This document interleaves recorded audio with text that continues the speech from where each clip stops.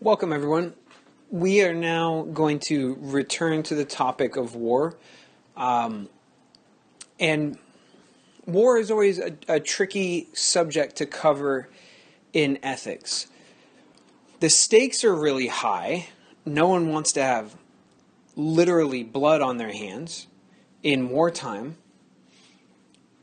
So everyone takes it pretty seriously. On the other hand, in war, we often see, we don't see nations acting their best during wartime, do we? So, most countries aren't exactly in a rush to go to war, but also it's hard to find a country with an impeccable ethical history during wartime. Another issue is that while we understand that there's soldiers' lives at stake and we don't want to unnecessarily risk soldiers, and there's other people lives at stake, so even soldiers on the other side are still humans, right?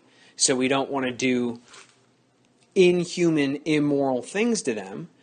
And of course, there's always the issue of civilians, literally innocents, who might not even want the war or support it in any way, might not support the government which is at fault in any way, and they're caught in the crossfire.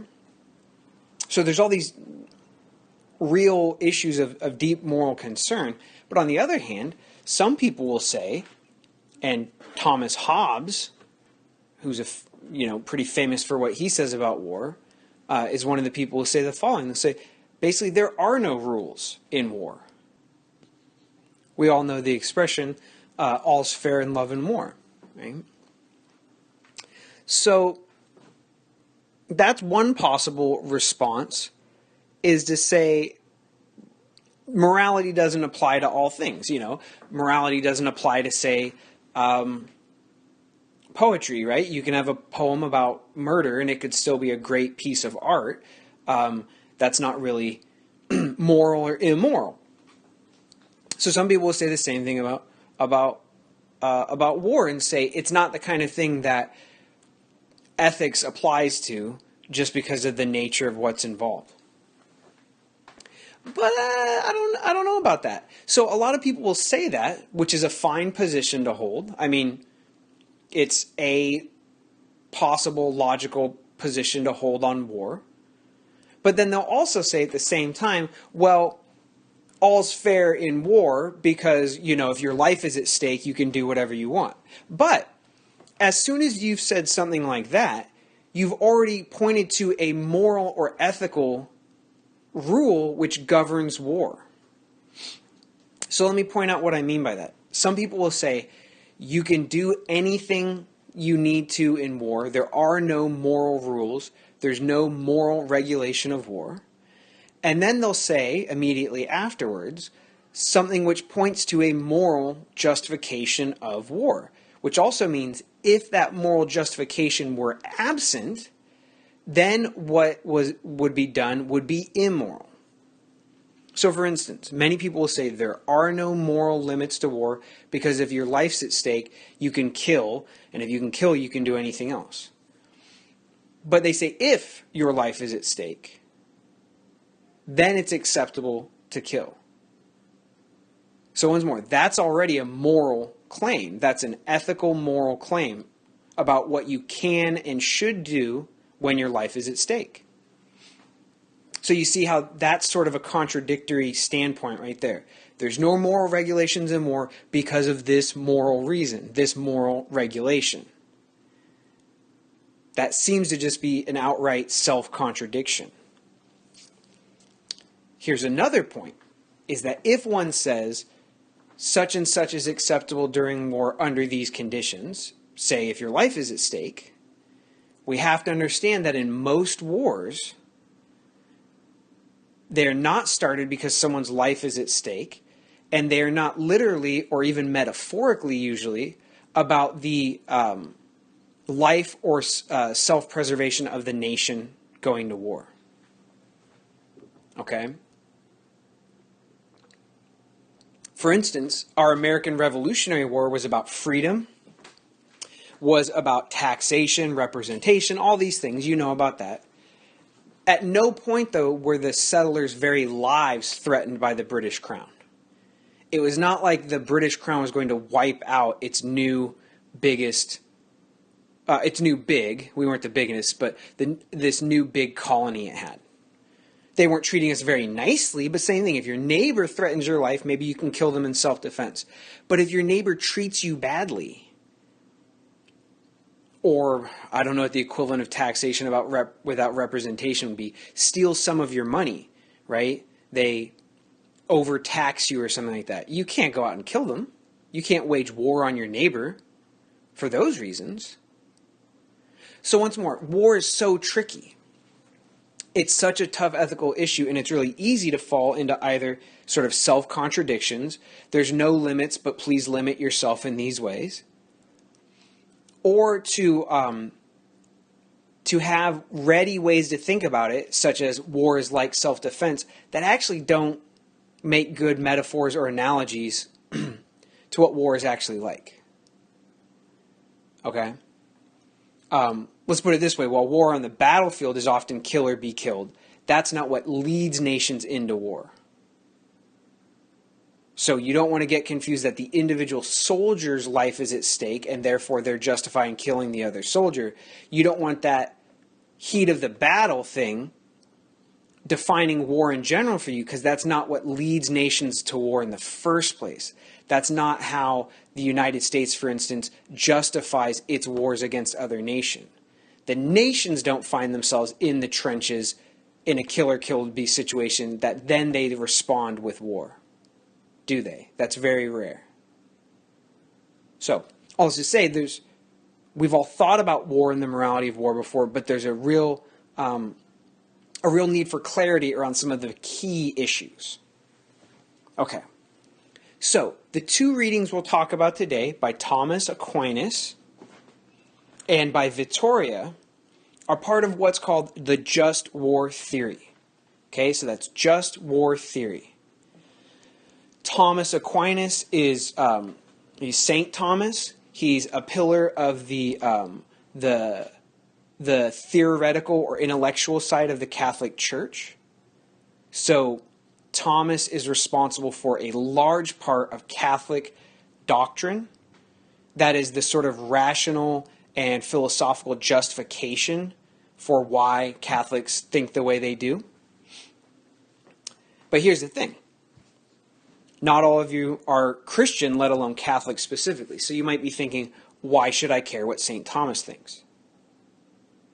Or you might not be thinking exactly that, but you might be thinking, well, this will tell me what Catholics think specifically. But if I'm not Catholic, or if for whatever reason I don't take my ethical viewpoints from the Pope, Catholic theologians, etc., maybe you make those decisions in a different way, then why should I care specifically about him? Okay. So here's the thing. I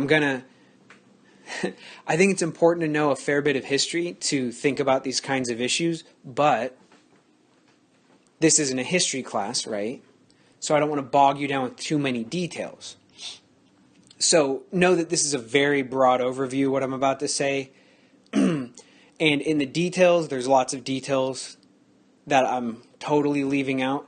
And even in the general broad description, some of your professors, history professors, other philosophy professors might disagree with some of what I'm about to say. But in general, this is big picture stuff that most people will agree with. Okay? So don't take it for granted that what I'm saying is the whole picture, or that everyone agrees with it. But in general, here's some context that will show you why we're reading something that's about 600 years old from Thomas. Okay? And why, whether you're Catholic, Christian, Jewish, atheist, Taoist, anything, right, that this will still have some relevance for you and the modern world. Okay, so two big thinkers in Christian history are both philosophers and saints, theologians, religious thinkers, however you want to put it. Okay, and that's St. Thomas, who we're reading today, and St. Augustine. Okay? Now, these two have had a huge influence on Western European thought.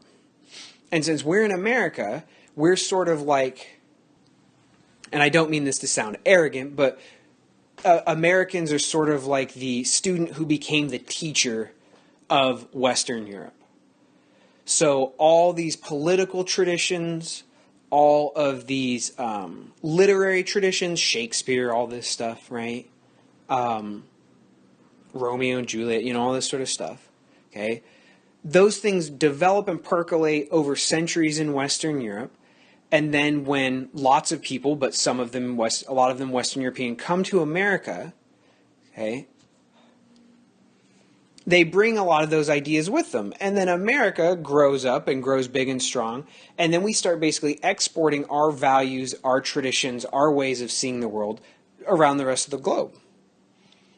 So what I'm saying is you have to know a bit about Western Europe to know what America is. And when you know what America is, you know a lot about what the contemporary world is like, because we shaped to an outsized extent the contemporary world. Sort of like how Augustine and Thomas had this huge influence through the Catholic Church on Western Europe. Now, here's the thing about the church doctrines. The church in Europe used to basically be a state, a nation state without borders. So think about Vatican City, the head of the Catholic Church, is still technically its own nation. And why is that? It's because the Pope and other, bishops, priests, other religious figures had the kind of influence in Western Europe for thousands of years that was sort of like that of a politician. So the Pope actually used to have a standing army of his own. The Pope used to be able to say which marriages, which are basically back in the day, are contracts between nations. So if a Swedish prince marries a French princess, right, that's sort of like a contract between those two nations. Okay? And bishops and popes and whatnot used to be able to confirm or annul or negate those marriages. Anyways, like I said, tons of history here. The point is, religious figures in Western Europe used to be political movers and shakers. There wasn't a really strong separation of religious authority and political authority. So, what Thomas says here, it's not like a general saying it to his troops. But what Thomas says here has a huge effect on how war is actually waged in Western Europe. This wasn't a book that just sat in dusty monasteries and libraries for hundreds of years. It's something that darn near every politician, darn near every king, darn near every general would have been exposed to directly by having read it in Latin, or indirectly because basically everyone was talking about it. You and I can just say the name Einstein and everyone knows who we mean.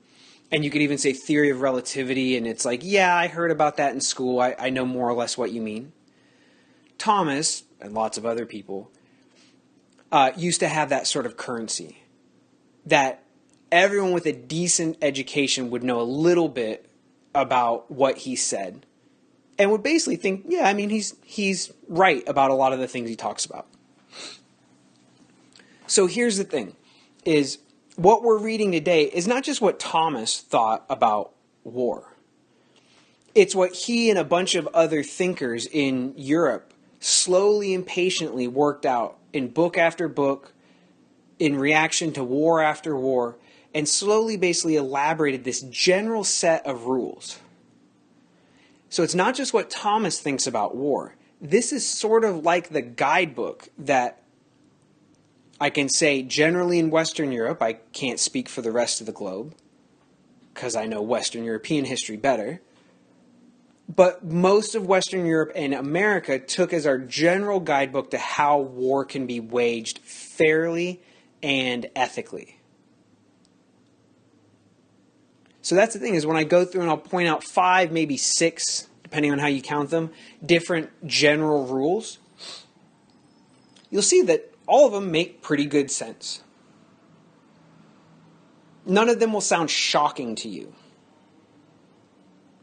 And the reason why is because you have sort of soaked up and been exposed to these general rules.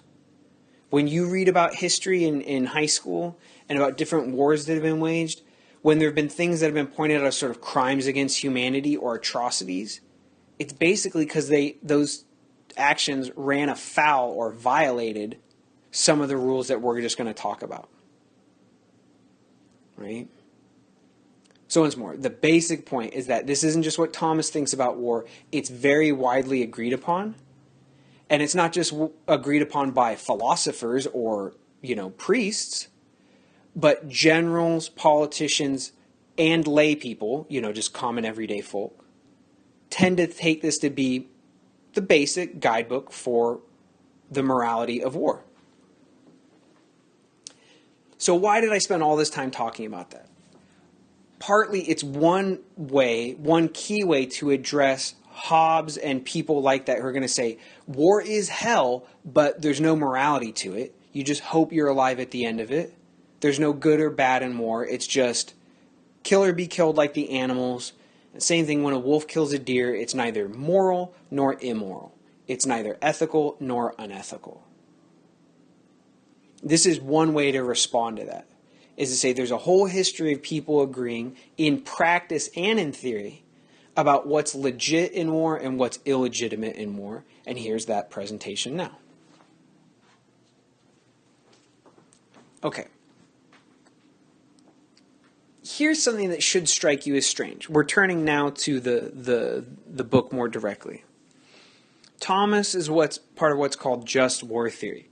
Remember, this is Catholic, Christian, but more generally, it's supposed to say how you can wage war ethically, right? The title of the Thomas section is, after all, is whether it's always sinful and immoral to wage war. At one level, it seems like, well, obviously, yeah, you're killing people, thou shalt not kill. On the other hand, just as obviously, it seems like, well, sometimes it seems like that's what you have to do. Or even more strongly, sometimes it seems like it would be a good thing to go to certain wars. Because to prevent evil is good. And if you have to kill in order to prevent evil, that seems like a good thing. Okay? So here's something that should strike you as sort of strange already. Strip away all the detail of what I just said. I'm telling you that there is a position which says it is moral to go to war sometimes. Okay, so there's three possible ways you can look at any situation ethically. You can say it's immoral, it's wrong, and it's bad. You can say it's not immoral, so it's sort of neutral, right? It's neither good nor bad. Like a poem about war is neither moral nor immoral. Walking down the street, it's not immoral, but it's not like, I'm not going to give you a gold star, right, for walking down the street. You're not a good person because you walk down the street. So that's the second category. The first being that something's immoral and bad. Second one being it's neutral. And the third one is that it's positively good, right? And hopefully you understand there's a difference between something being not bad and something being good. Sitting on your couch is not bad. Calling someone the Red Cross and donating $8 million is good. It's not just not bad, it's good, right? Okay. So here's the thing you have to understand when we go forward. If all these sort of rules, these sort of guidelines are followed for war, Thomas and Vitoria are saying it's not immoral, it's actually good. It's not neutral, it's not bad, it's positively actually a good thing. So once more, that should sound a little striking. It's not just like, oh, I had to go to war because I was forced to do it. But actually, if you choose to go to war in the right way, you have contributed positively to the world. You've improved the world. You're not just not a bad person, you're a good person. So there should be, it's not a contradiction here, but it should strike you as somewhat ironic. In certain circumstances, killing is a good thing. Not just not wrong, but is a good thing. Now hold on to your hats for a little bit more. Thomas and Vitoria, and remember, by extension, Western Europe and America, say that killing innocent people under certain circumstances is itself part of just war. That is, killing can be more than not wrong, but good. Even the killing of innocents can be good under certain circumstances. That sounds strange. Now, that it sounds strange doesn't mean it's wrong. Just let that sit for a second, though, is that while it may be unfortunate to kill innocent people in wartime, sometimes that's what's necessary in order to do the right thing. Sometimes, Just War says, it's necessary to kill innocent people on purpose, knowingly, in order to be a good person or a good country. Some surprising lessons today. So how on earth could that be? Okay, go to the section, it's page 428. Okay, so this is Thomas. And this is what's known, please write this down, as the doctrine of double effect. Okay, the doctrine of double effect. The doctrine of double effect says that from one single intention or motivation, there often follows two effects. I'll say that again. The doctrine of double effect says that from one single intent or motivation, there often can follow more than one, two effects. So an example that I'm taking from elsewhere in our book says that when you buy a pencil, your intention is to buy a pencil so you can write stuff down. So you buy a pencil, there's one effect, which is now you have a pencil and you can write stuff down. There's also a second effect, which is that you contribute to the gross economic production of the United States, or more simply, the pencil seller makes a profit. Now, that wasn't your intention, right? You don't go out shopping and be like, gosh, I sure hope I make a profit for the supermarket. You go out shopping with the intention or motivation of, in this case, getting something you need. But you know going in that two effects are going to happen. One, you get a pencil and so you can start writing. Two, they make a profit. So here's the thing. We're splitting or dividing your intention or motivation from the multiple effects that you know are going to happen. Okay? So think about it this way. There's a doctor, okay, and she's got a patient who's very sick. The patient's leg is all infected. And the doctor says, hey, we're going to have to cut off your leg in order to save your life. So what do you think the doctor's intention or motivation is here? Is the doctor's intention or motivation to cut off a leg? Or is the doctor's intention or motivation to save a life? I'd say the doctor's intention is to save her patient's life. Let's put it this way. If the patient was healthy, the doctor wouldn't cut off the leg, right? So the motive isn't leg cutting for its own sake, but is in order to save the patient's life. So the doctor's smart. She knows there's going to be two effects from this surgery. One, a killed leg, a destroyed leg. Two, a saved life, a patient who returns to health. So she knows there'll be two effects, but only intends one of them. But it's like a package deal. You see, you have to have both effects in order to get the effect you want. So, be very careful here. The analogy that someone like Thomas uses is this. In self-defense, someone threatens your life, and your intent is to save your life. So you do something, pull a gun and shoot the robber, not with the intent of killing someone. Remember, by intent here, we want to ask, what's your real motive for doing this? Is your motive in killing a robber who threatens your life The thrill of killing? No. What's your real motivation? To protect yourself and save your own life. Now, you're not stupid. You know that shooting someone at point blank range with a gun is likely to kill them. You might even want them to die, but you don't want them to die for its own sake. You only want them to die in order to, your real motive, save your own life. One intention or motive, saving your own life, protecting yourself. Two effects, your life saved, their life destroyed. That's how we're going to justify killing innocent civilians during wartime. If a country kills civilians in wartime just to kill them, that would be immoral, just as if you went out and found some random person and killed them just to kill them. Pretty immoral. But if the only way to do something very important and very good, like save a patient's life or kill Saddam Hussein, who is an evil dictator, if the only way to achieve that very good motivation is to do something that normally you would not want to do. You don't normally want to cut off legs. You don't normally want to shoot people. You don't normally want to bomb innocent civilians. But if that's the double effect, the unwanted side effect, yeah, that's a pretty good way to put it, the unwanted but known side effect, then you may have to do it. Or more specifically, you are allowed to cut off legs if your motivation is to save a patient's life. You are allowed to kill civilians if your motivation is to end a bloody war, punish an evil dictator, etc.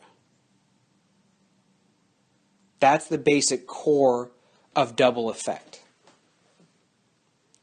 Killing is never, killing for its own sake, killing just to kill is always wrong. Sometimes killing as the second effect of some good motivation, sometimes that can be morally acceptable. Okay? Now here's where you have to be careful. Like I said, war is not usually a matter of self-defense. It wasn't in the American Revolutionary War. It may have been for the U.S. when we were attacked by Japan in World War II, but what about, say, the Nazis? They at least did not do something like Pearl Harbor. They did bomb some ships and whatnot, but we'll get to those later. Okay. We fought with the Italians too in World War II. As far as I know, the Italians didn't attack us at all. So don't make the false analogy that war is just like self-defense. I know it seems like that from the doctrine of double effect. That's why I gave you the pencil example and the doctor example. With the pencil example, it's crystal clear. So long as you have a good goal, writing down notes for class, you're allowed to do something that you wouldn't normally do. You're not just going to give money to the supermarket, right? If that's the only way to achieve your necessary good goal, your good motivation of getting a writing utensil. Right? So the metaphor doesn't mean that your life has to be at risk and then you can kill in order to save your life. It means that so long as you have a very good, very important motivation, you can have a second double effect that you don't really want, but that you nonetheless have to do in order to do this good thing. There are often unwanted side effects to good actions. There are often broken eggs when you want to make an omelet. Okay, so here's the thing. You might be thinking, okay, you want something, you can do something that might be bad in order to achieve it.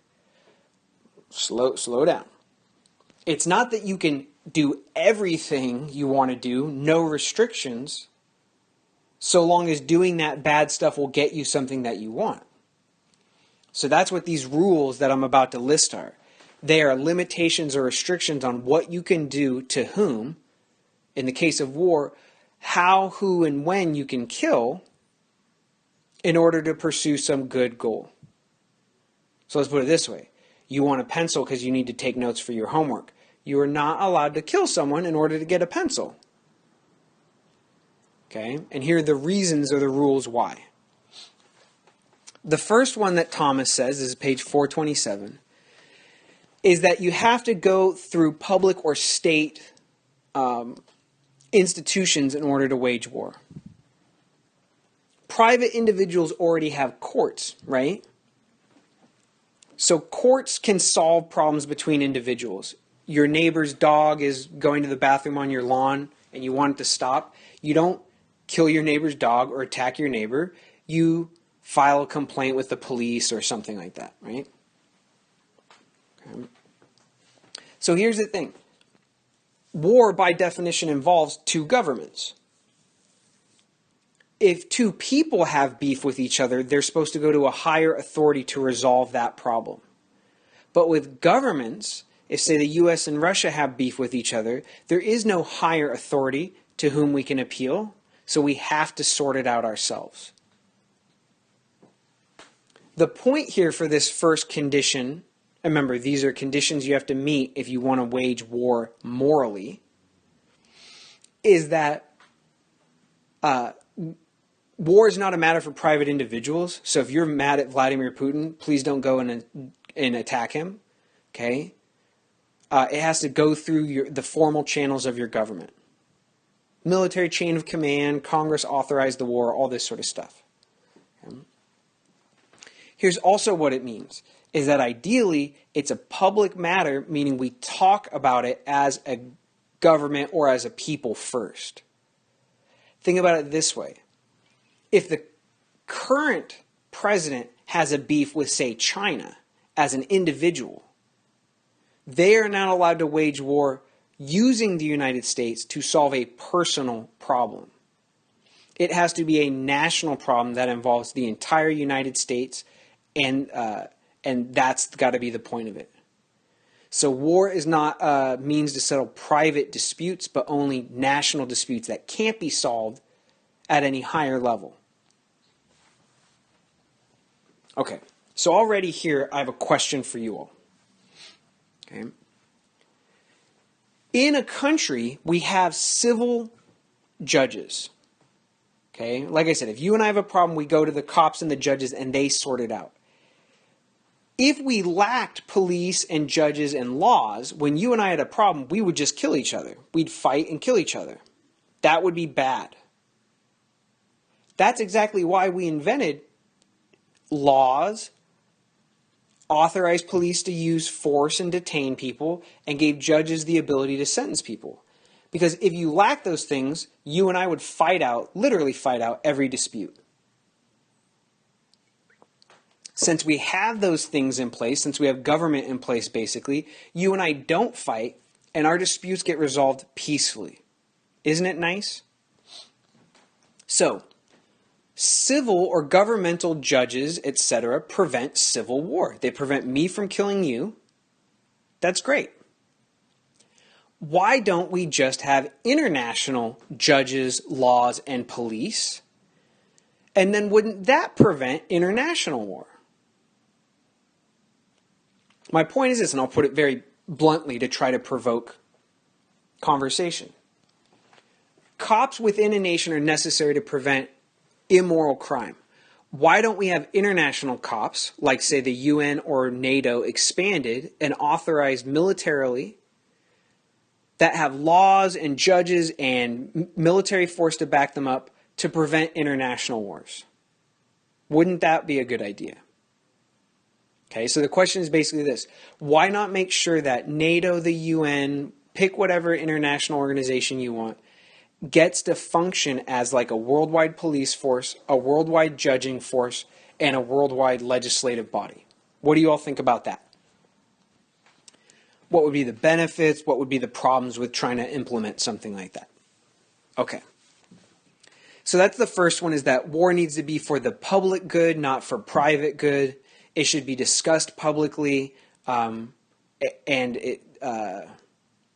war is acceptable between nations to resolve disputes because there's no other better way existing to resolve those disputes. That's the first point. Okay. The second point or condition is that you must have just cause. As Thomas says, the enemy has to deserve it. They have to deserve war on account of some fault. Okay. So what Thomas is saying here is that just war always retaliates to some previous wrong already done. Okay? Those who are attacked, he says, should be attacked because they deserve it, not attacked just because. As Augustine says, I told you Augustine's pretty important, just war is one which avenges a wrongdoing already done. It's like punishment. Okay? So here's the thing. Unlike someone like, for instance, Hobbes, who says that war can be preemptive or first strike, Thomas and most nations, most generals, etc., think you can't really launch a preemptive war and have morality on your side. If you attack first in war, you're usually the bad guy, not the good guy. Makes sense to me. On the other hand, how do I put this? If we know China's about to attack the U.S., do we really have to wait until a missile actually lands on U.S. soil, or a U.S. seaman in the Navy is killed by Chinese soldiers? Do we have to actually wait until American blood is spilled, and then we can respond? That seems pretty ludicrous, right? Okay. That seems pretty crazy. So the modern way, well, sorry, not the modern way. This is how Thomas would have understood it as well. Okay, but the way this is understood is that you either have to respond to a wrong already done, or a wrong which you know is imminent and is just about to happen. Okay, now it makes good sense, right? So you don't have to wait until the Chinese actually attack, or whatever country. I'm not trying to pick on the Chinese. If you know they're about to attack, you can stop them, you can respond, etc. Great, seems perfect, seems clear.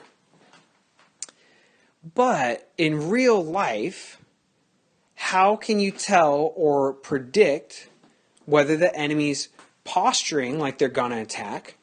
North Korea says all the time that they're about to nuke the entire United States into like a giant ash heap, but they're not. And how can you tell, well, Russia isn't currently saying they're going to go to war with the U.S., but they certainly might without declaring it. Right? So something that, again, seems pretty straightforward in war is actually pretty tricky.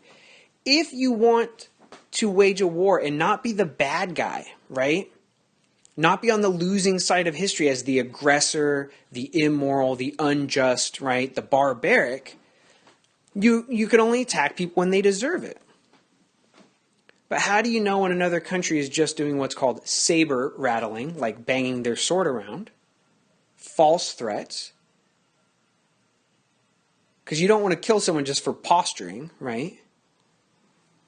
And how do you know when a country is about to attack you and be able to prevent it if they're not declaring, that they're about to kill you?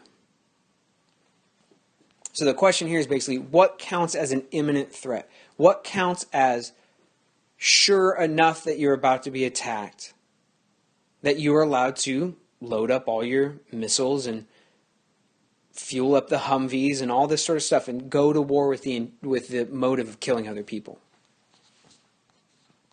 So that's the second condition, which is basically just cause. They have to deserve it. The third condition is this, is that your country personally needs a just motivation or intent. Now, I know this sounds like the second one, because you might say, well, our motive or intent is punishing the wrongdoing. But technically, another country could deserve war, but your motive for war could be something different.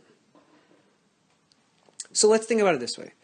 Let's say you belong to country blue, okay? And you just don't like country green, okay? There's, nationalist pride, there's racial whatever, okay? So you're country blue and country green you just don't like. Those people you just don't like. Now, I know this doesn't sound good. It's not supposed to. But also it sounds realistic, doesn't it? Okay, Japanese and Koreans have beef with each other. Russians and Germans have beef with each other. The German and French used to have a lot of beef with each other. right? Okay. So there's two countries that just don't like each other.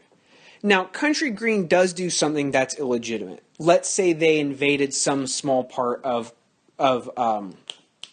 Country Blue.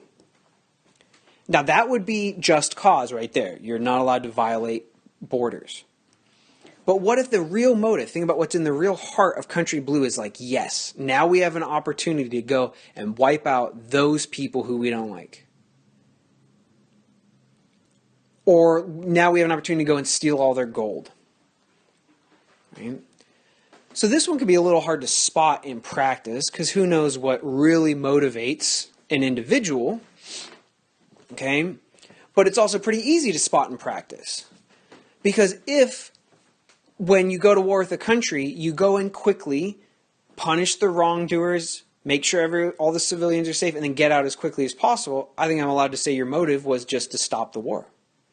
But if you go in and start occupying the capital, start occupying the gold-rich areas of the country, and don't really take any care who dies, who's starving, if there's refugees, etc., I think I can say your intention seems to be what your actions show. You're there because you don't like those people and you want to kill them, or you're there to get their gold, or you're there to expand your territory.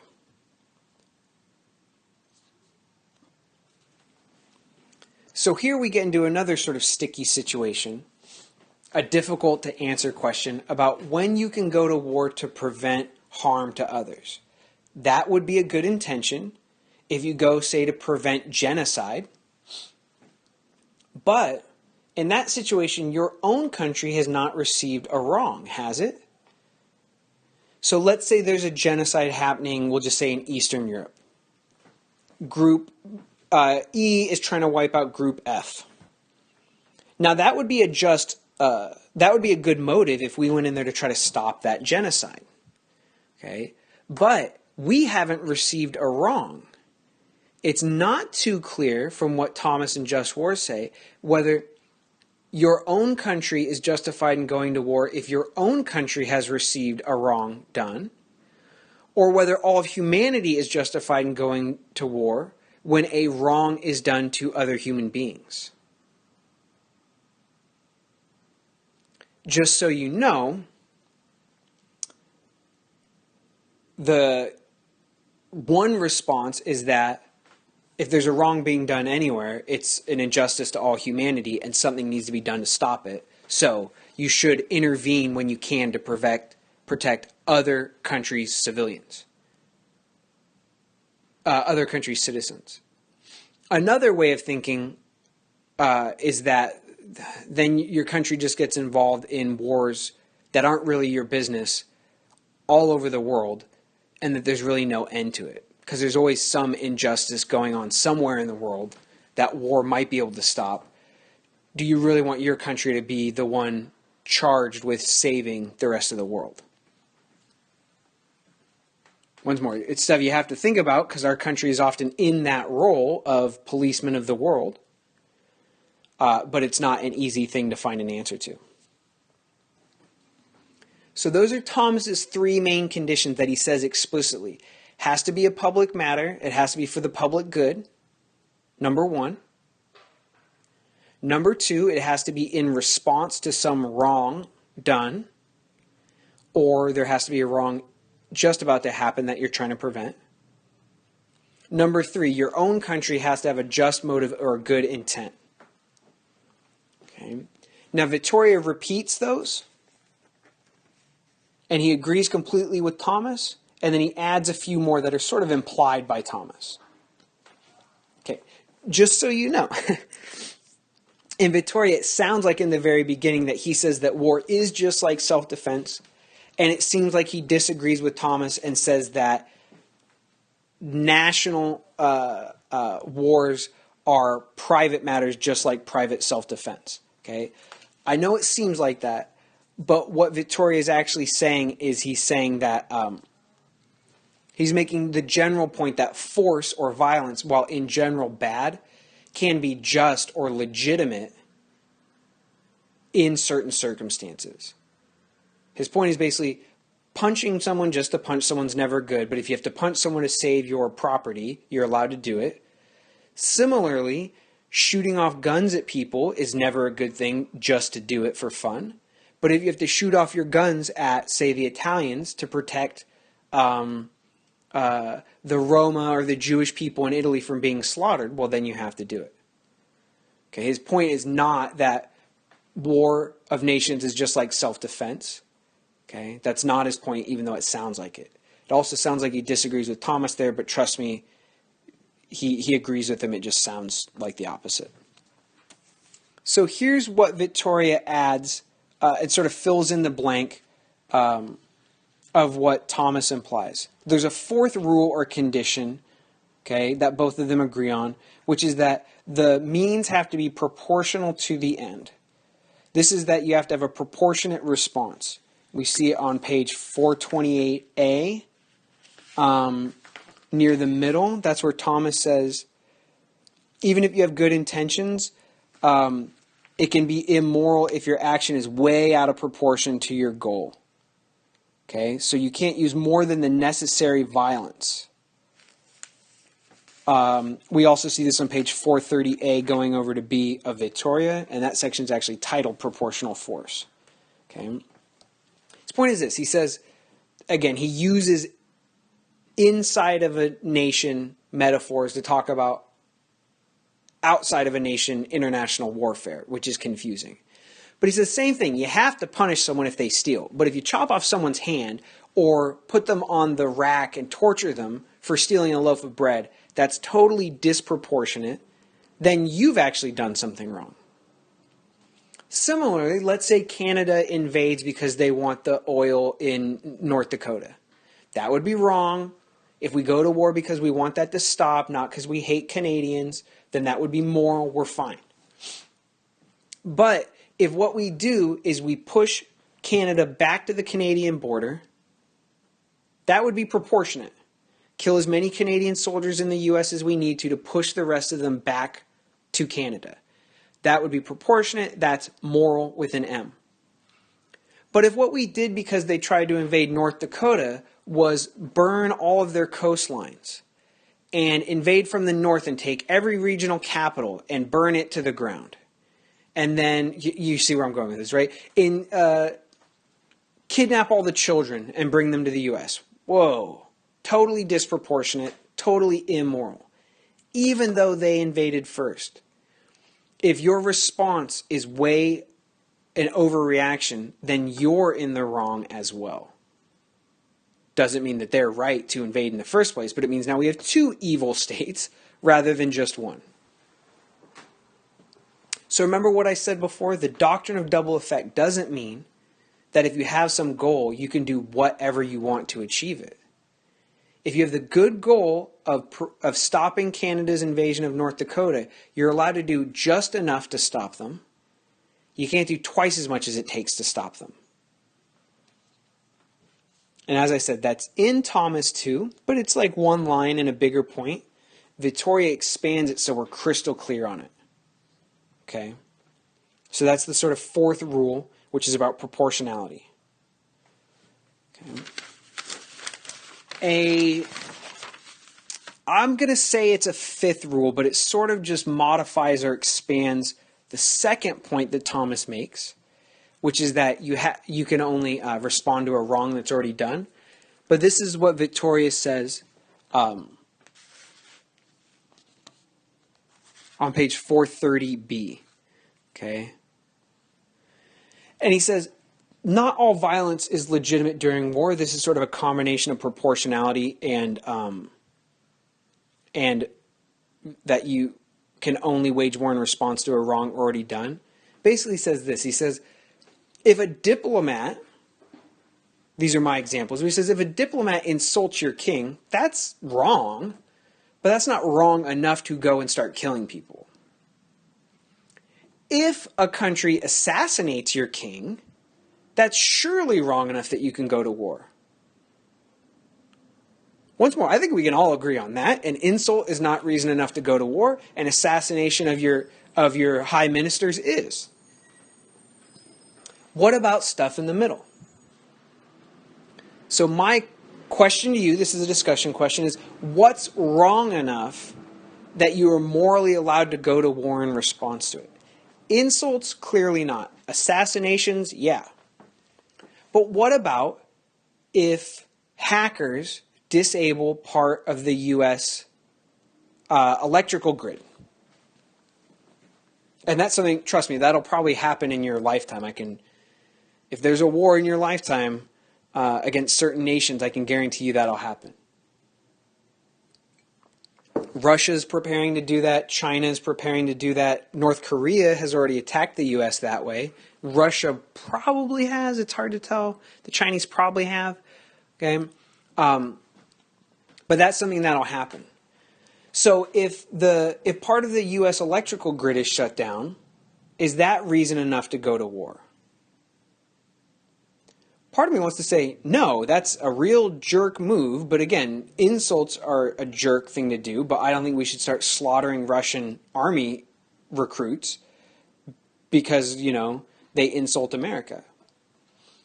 On the other hand, you can cripple a nation. You can shut the nation down if you mess with their power grid enough. So come up with your own examples. But the particular way I want to phrase this is, what is just bad enough for you to legitimate a nation going to war? What's just bad enough that you can go and kill the other side because what they did was so wrong? Because if you start out with what's the highest, you go, oh, if they kill everyone in the country, yeah, you can go to war. That's too obvious. So do the thing that's just obvious enough, right? Just bad enough that you would say, definitely it's okay to go to war in response to that. And do you see what I mean? Where that's sort of a combination of proportionality, because killing is not going to be proportionate to, say, insult. And it's sort of a combination of proportionality with just cause. The thing has to be bad, a response to something bad done. But then it's like, well, what's bad? What's capital B bad? What's really bad enough? So here's another point, a new point, which is definitely new. Like I said, the fifth might really just be a combination of prior points. This next thing I'm about to say is definitely a new condition.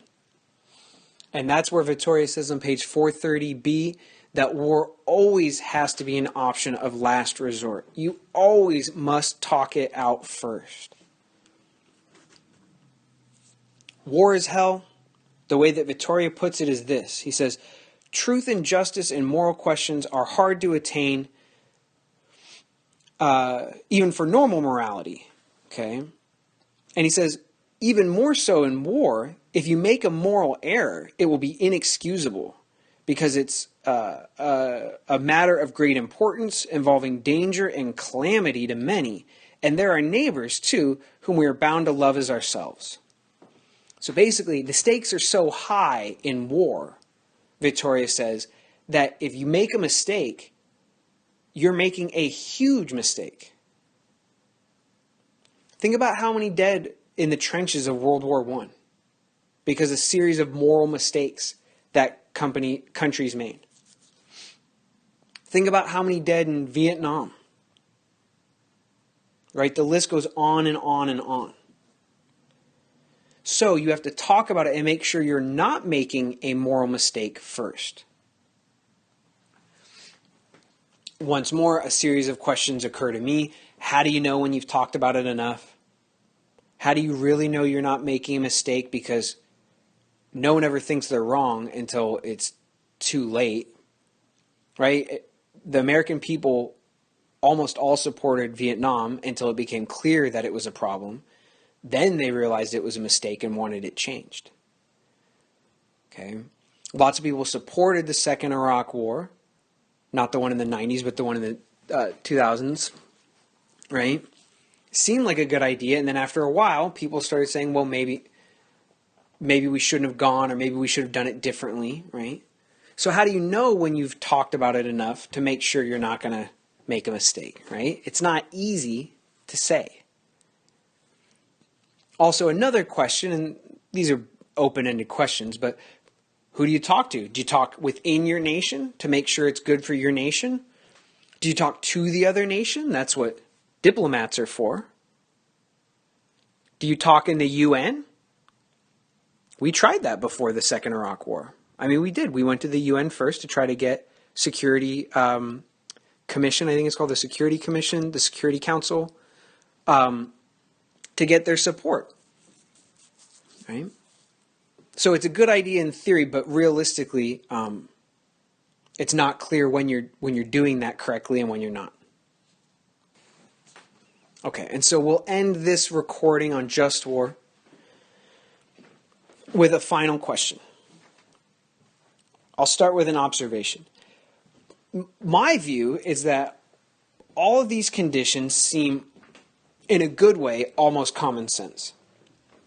So in a good way, they're almost common sense, meaning I think most of us can agree on most of these, right? These are not, it's not like, say, the abortion debate where there's strong disagreements. I think most people agree with most of these conditions. Okay. On the other hand, even though Western Europe and the United States have been largely guided by these conditions through most of their wars, okay, it also still seems like it's really hard to find a war that meets all of these conditions. That is, while the guidelines for what would make a war, the deliberate killing of other people, including civilians, just, ethical, and moral, seem pretty clear, pretty widely agreed upon, they also don't seem to be put into practice very well. Another way to put this is, hey, if we all agree upon these, why the heck don't we ever do it? So it's sort of a two-sided question here. Can you think of wars that you think basically satisfy all of these conditions? That is, can you think of a war which on these conditions would be just, moral, ethical? If not, what's the problem? Why, if these are pretty easy to understand and pretty easy to believe in, if we all want these, how come we never do them? So again, basically a twofold question. One is, can you think of wars which would be ethical, just, moral, according to these conditions? If not, if these principles are so widely agreed upon and so easy to understand, why the heck don't we ever follow them in wartime? So with that question, we will leave just war theory behind now. Okay, thank you, everyone.